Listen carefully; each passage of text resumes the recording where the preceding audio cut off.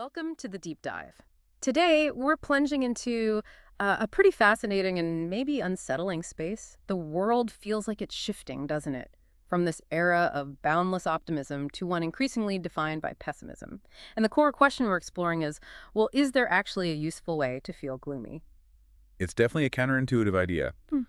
uh, but it's argued really powerfully in the material we're diving into today. Absolutely. Our main source for this deep dive is a recent newsletter from Richard Heinberg. It's titled Deadly Optimism, Useful Pessimism. hmm And it links our collective attitudes, about the future directly to the very real physical limits of resources, including a specific look at a new paper on global oil reserves. Yeah, so our mission is to really unpack these arguments for you, to understand why optimism was so dominant for so long, what's causing this significant tilt towards pessimism, Right. to look at the different kinds of pessimism, and critically what the physical reality of resource limits, like oil, actually means for how we should think and act. So this is a deep dive into this essential material tailored just for you. It's exactly. Okay, let's dive into the first part of Heinberg's piece then. He describes this era of deadly optimism. What exactly defined this period? Well, this refers primarily to the mindset that really took hold after, say, the 1950s. Mhm.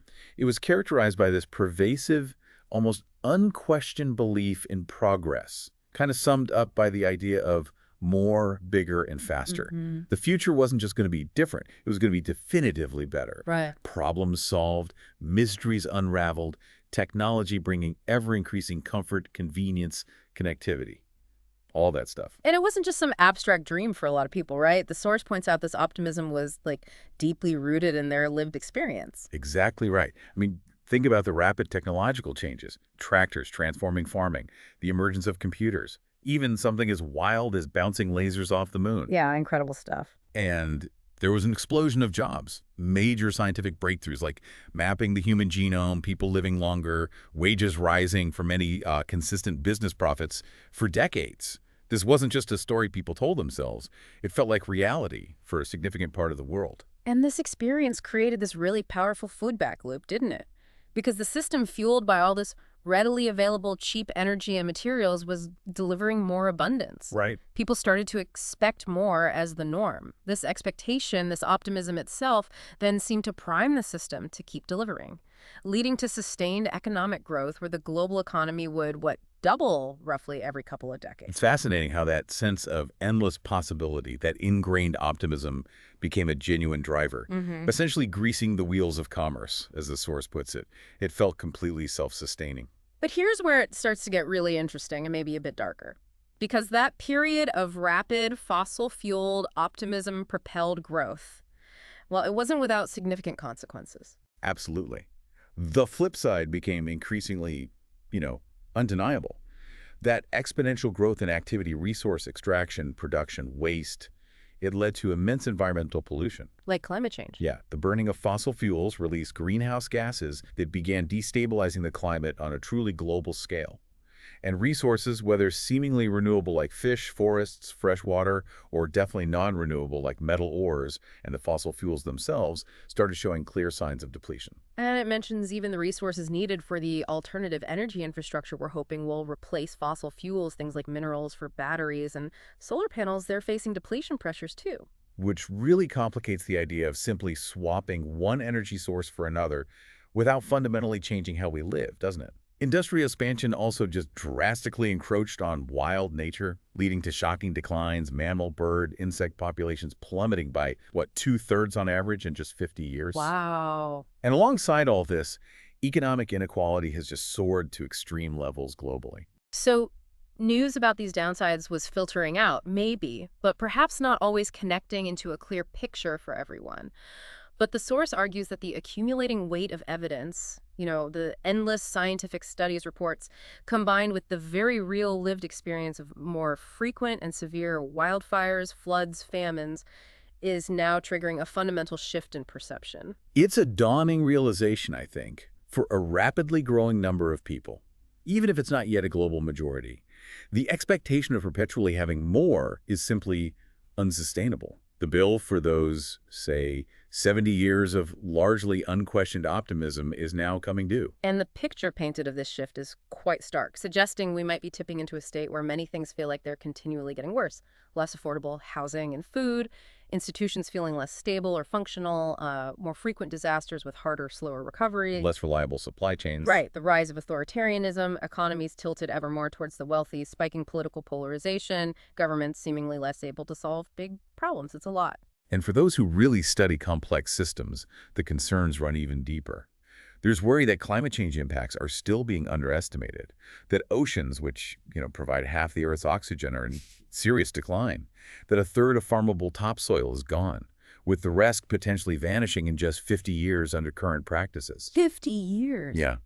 And as we'll get into, fossil fuels are depleting rapidly, and alternative energies simply won't be able to power our current scale of usage on a finite planet. That's a hard truth. You can definitely see this shift playing out in attitudes globally. Surveys show over 2/3 of Americans think today's children will be financially worse off than their parents. And strikingly, polls across 10 countries found roughly half of young people aged 16 to 25 believe humanity is doomed, 3/4 saying the future is frightening. The source points to movements like Bellin in China. Translates roughly to let it rot. Spreading among young people who feel this sense of doom and despondency, partly due to things like high unemployment, leading them to just abandon long-term goals. That's a powerful, visible sign, isn't it? But the source also warns that the reversal of optimism could have negative consequences beyond just apathy or giving up. Yeah, it suggests nihilism, this sense that nothing matters, could actually contribute to dangerous movements. Yeah. Including those on the alt-right, characterized by authoritarianism, misogyny, race baiting. So rising pessimism, left unchecked, could actually accelerate these kinds of disintegrative social trends. Which raises a really crucial question.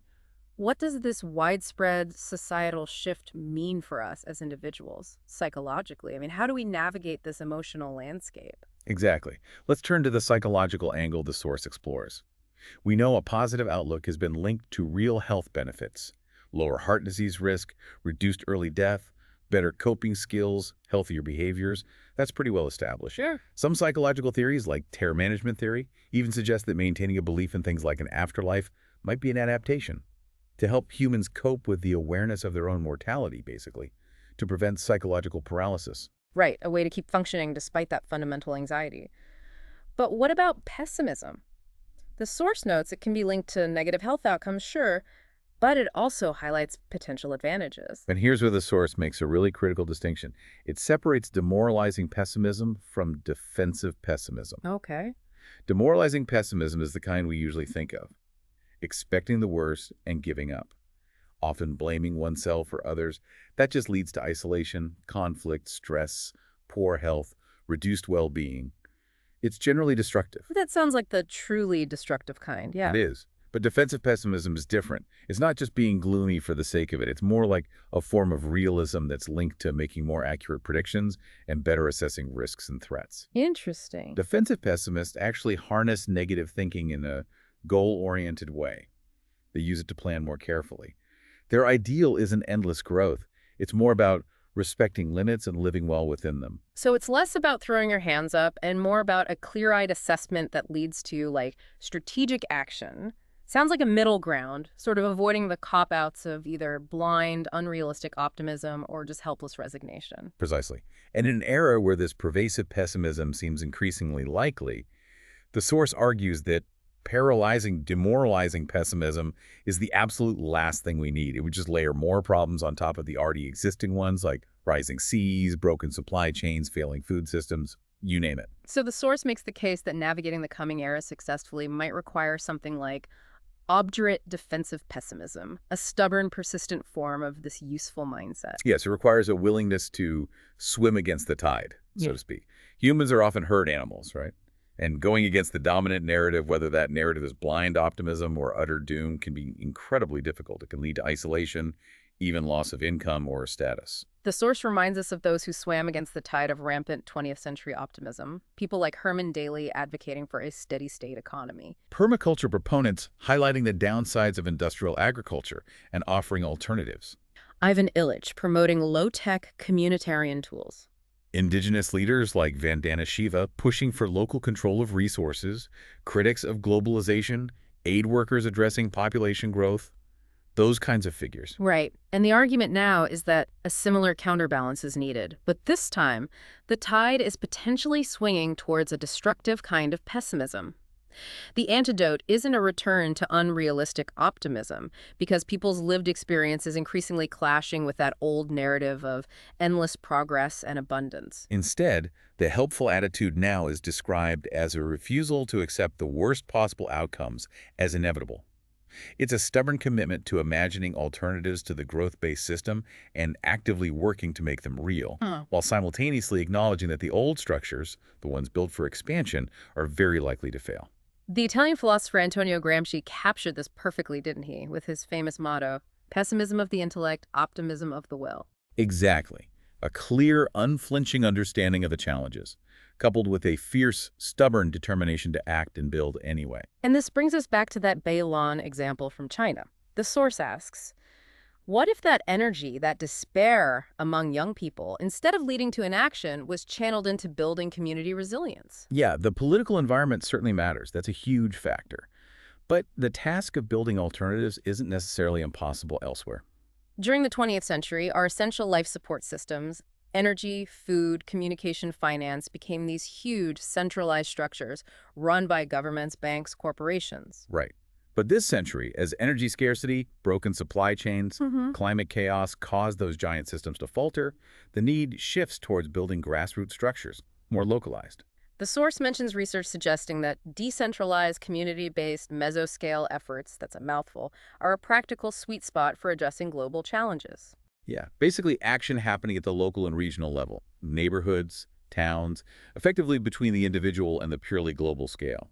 It echoes insights from movements like the transition initiatives. So what would these community-based defensive pessimists, or maybe we should call them resilience builders, acknowledging that pessimist can be a loaded term, what would they actually do?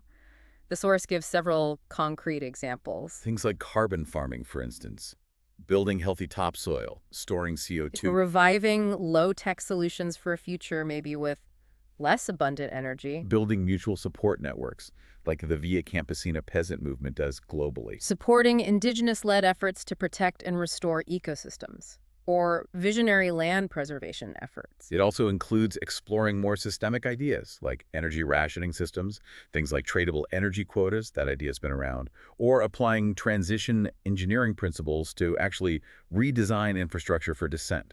And crucially, it means simply building or rebuilding strong neighborhood networks for mutual support, connection, and, for shared enjoyment and fun, too. That's important.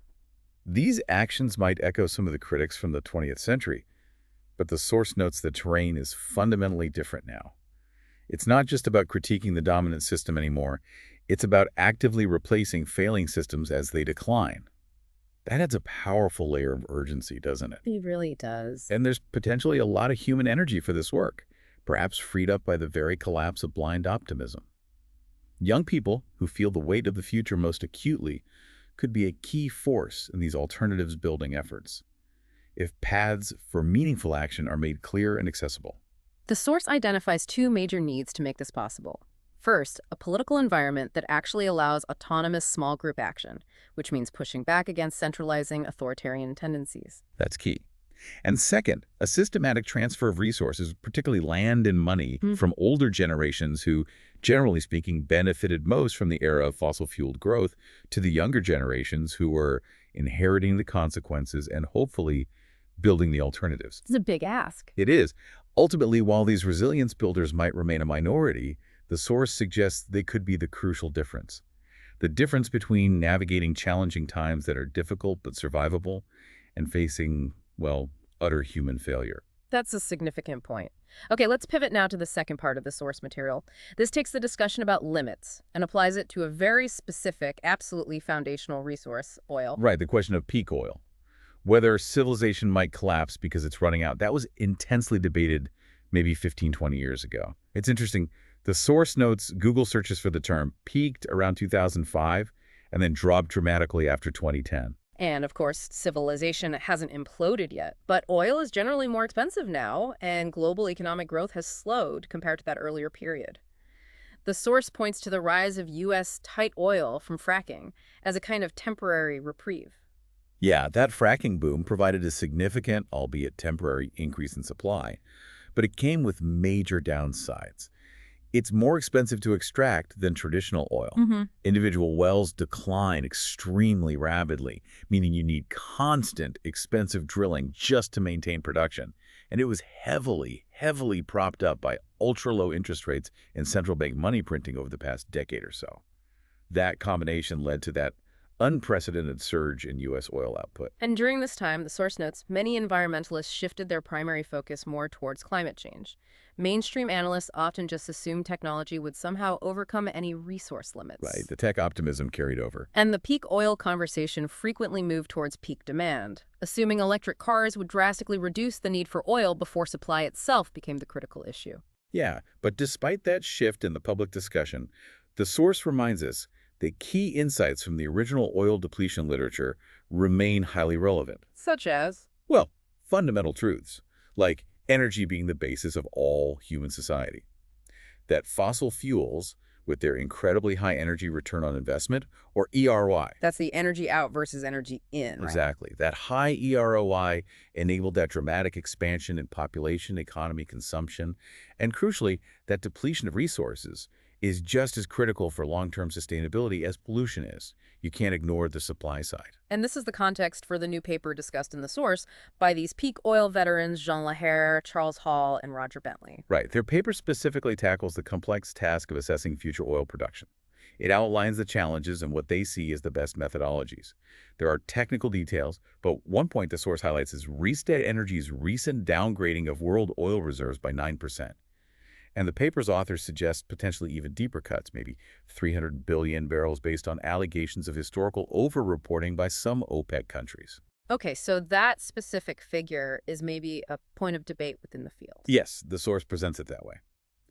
But putting the exact reserve numbers aside for a moment, what's the core finding of their analysis regarding the peak of conventional oil production? Yeah, what's the bottom line there?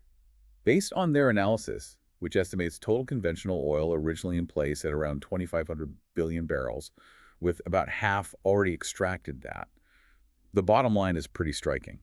The peak of conventional oil production occurred essentially now, or very recently. Wow, okay. Conventional oil production, that's what comes from traditional drilling, flows relatively easily. It's been on a plateau since around 2005 and is now entering decline. And what about including the unconventional stuff? The tight oil from fracking, tar sands, extra heavy oil, does that push the overall peak significantly into the future? Well, including unconventional sources does increase the total volume of liquid fuels available, sure. But it doesn't fundamentally change the timing of the overall peak very much.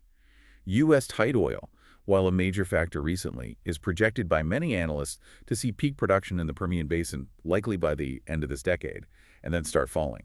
Okay. And extra heavy oil from places like Venezuela or Canada's tar sands, they just won't add enough to the global picture to prevent a relatively near-term overall peak, primarily because of their very low EROI and the sheer difficulty, the cost, the environmental impact of extracting them at the scale needed. So while these production curves can describe trends, the source points out that trends can change, sometimes rapidly. Absolutely. For instance, a serious globally coordinated effort to limit climate change through policies like meaningful carbon taxes could actually steepen the decline curve for fossil fuels by making extraction less economically viable sooner. Right. The challenge is, keeping most of the remaining oil in the ground to meet climate goals is a monumental task, essentially impossible under current business-as-usual growth assumptions. And paradoxically, as we touched on, we actually need significant amounts of energy from fossil fuels in the short term for the energy transition itself. To build the solar panels, the turbines. Exactly. To mine the materials, manufacture everything, build the new grid infrastructure. So if oil supply is constrained, it makes managing that complex investment and policy challenge even harder. Trying to minimize economic disruption while still pursuing climate goals becomes incredibly complex. The paper's authors also note a kind of side implication regarding climate scenarios. They argue that the IPCC's high-emission, business-as-usual estimates might actually be physically unrealistic. How so? Because there simply aren't enough economically extractable fossil fuels left in the ground to achieve that level of burning, according to their analysis. Okay, but, and this is a critical nuance the source points out, Even with the author's potentially downgraded reserve figures, burning what is accessible still greatly exceeds the carbon budget required to avoid catastrophic climate change. So physical limits might prevent the absolute worst-case carbon emissions scenario, but they don't automatically save us from climate disaster if we keep burning what we can get our hands on. Precisely. It's not an automatic out. And the source brings up another crucial limiting factor, one not directly in this paper but highlighted by others, and that's debt. As you mentioned, fracking in particular relied heavily on those low interest rates, allowing companies to borrow massively to produce now and, hope to pay later. Right. And now central banks are raising interest rates globally to combat inflation. Inflation which is partly being driven by high energy prices in the first place. A feedback loop. Exactly. But higher interest rates make that kind of debt-fueled drilling far less attractive or even feasible for many companies. This could potentially trigger a dangerous downward spiral. Crashing production leads to soaring energy prices, which contributes to inflation and even higher interest rates, which further discourages production and could lead to widespread debt defaults across the energy sector. The source uses Ugo Bardi's term for this, a Seneca Cliff, implying a potentially very rapid collapse rather than a slow, gentle decline. Yeah, it's a stark image. And you can see inklings of this dynamic in the current reality, can't you? Tight crude and gas markets, high prices, broken supply chains in many sectors, political instability linked to energy costs. Energy challenges are very much front and center again, much like they were back in 2008 when oil hit $147 a barrel and peak oil briefly captured mainstream attention. The caution from the source, though, is that in all the noise of immediate issues, the pandemic's lingering impact, the war in Ukraine, investor demands for short-term returns, the underlying irreversible reality of these physical supply constraints risks being overlooked again, just like it was after 2008. So pulling the threads together from Heinbrich's piece and this oil discussion, the core message seems pretty potent. Hoping for another technical fix like fracking just isn't enough. We are now at a point where we absolutely must start coming to terms with nature's fundamental limits. And doing that realistically means difficult but necessary steps. Things like shared sacrifice, cooperation, and accepting the need to consume less overall. Perhaps most significantly, it requires a fundamental reevaluation of how we even define prosperity and progress in a world that is no longer defined by or capable of endless material growth. It means rolling up our sleeves and getting down to the hard, practical work. The work of reconfiguring an economy and a society that have become entirely built upon and frankly comfortable with the assumption of readily available, ever-increasing fossil-fueled energy. This deep dive has really laid out a compelling case, I think. We've seen that the widespread shift from optimism to pessimism isn't just some kind of mood swing. No, it's a direct consequence. It's a direct consequence of running up against undeniable physical and environmental limits. And we've explored how not all forms of pessimism are detrimental. That a kind of defensive pessimism, focused on clear-eyed assessment and building resilience through local grassroots action, is becoming not just useful, but maybe essential.